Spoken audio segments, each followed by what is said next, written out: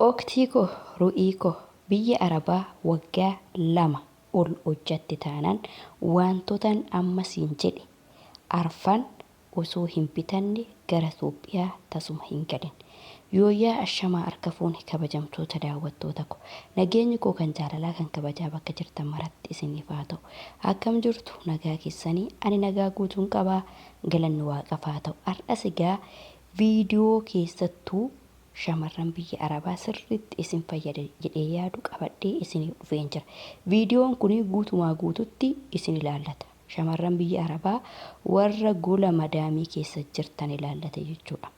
Egaa obboleettii koo biyya Arabaa waggaa 2 ol hojjatte taanaan wantoota yoo xiqqaate jechuudha. Yoo xiqqaate wantoota arfan kana osoo hin bitanne Itoophiyaan galin. Inni jalqabaa wantoota arfan kana keessaa maalidha yoo jennee inni jalqabaa soofaa.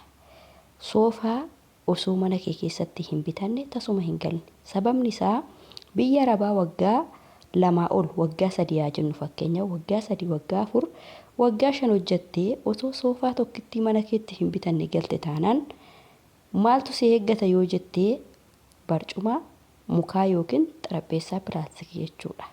Kana asitti wantoota edda Itoophiyaa dhufte wantoota akkanaa immoo qarshii harkatti qabattee dhuftee bituun hedduu namatti ulfaata.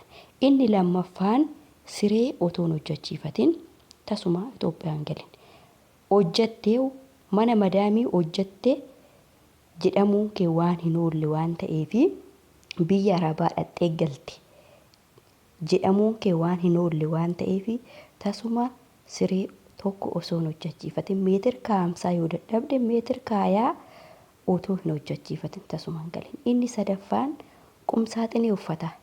Qumsaaxinii uffataa dirqama barbaachisaa jechuun keessan hin maltu garuu dirqama hin barbaachisa. Isas meetir kaa'amsaa yoo dadhabdan meetir kaayaa aga humna keessanii xiqqoo hojjechiifachuun hin danda'ama.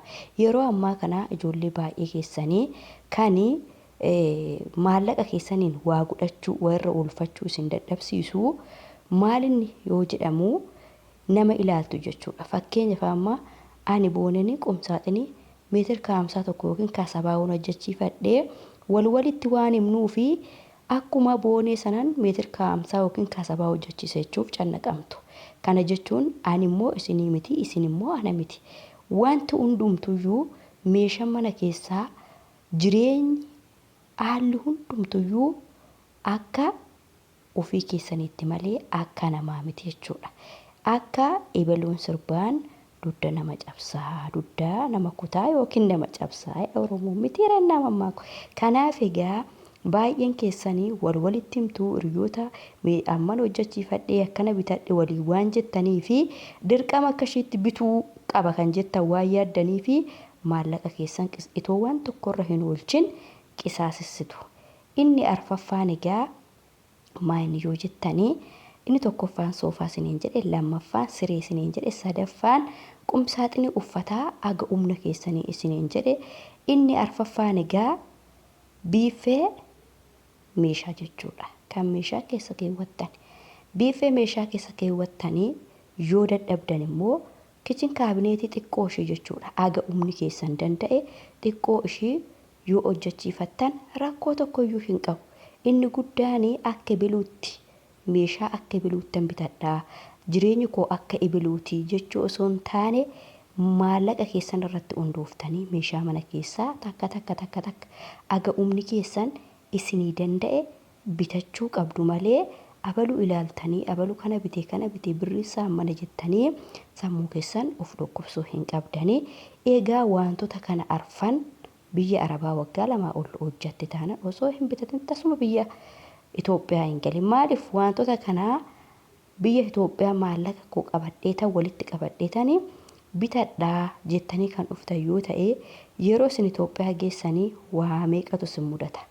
Maatiin jira, firoonni jiru, yookiin immoo ijoollee qabdu.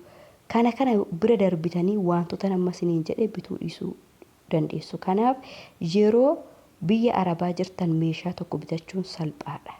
Gaafan akkas isiniin jedhu fakkeenyaaf amma biyya arabaa gaafa jirtan maallaqa keessan ergitanii 50,000 yoo isiniin jedhan tarii mindaa keessan waan tokko amma fakkeenyaaf sireen tokko 50,000 fakkeenyaan fudhadhe yoo isiniin jedhanii mindaa keessan si'a tokkooti.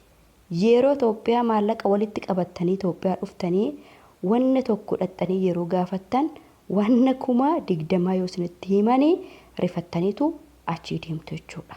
Kanaaf maallaqa ergattanii maatii keessanittis haa ta'u yookiin ajajaanis haa ta'u wanna tokko meeshaa mana keessaa bitachuu fi dhuftanii bitachuun garaagarummaa guddaa qaba. Innis egaa akkuma isiniin jedhe yeroo achi jirtan homaayyuu isinitti fakkaatu. Wanni 50,000 wanni 40,000 homaayyuu isinitti. Yeroo biyya dhuftan garuu wanna tokko 15,000 20,000 yeroo isiniin jedhan eerrifattu dhiistanii deemtu jechuudha. Kanaaf viidiyoo akkanaa immoo wantan isin hojjechaa jiruu fi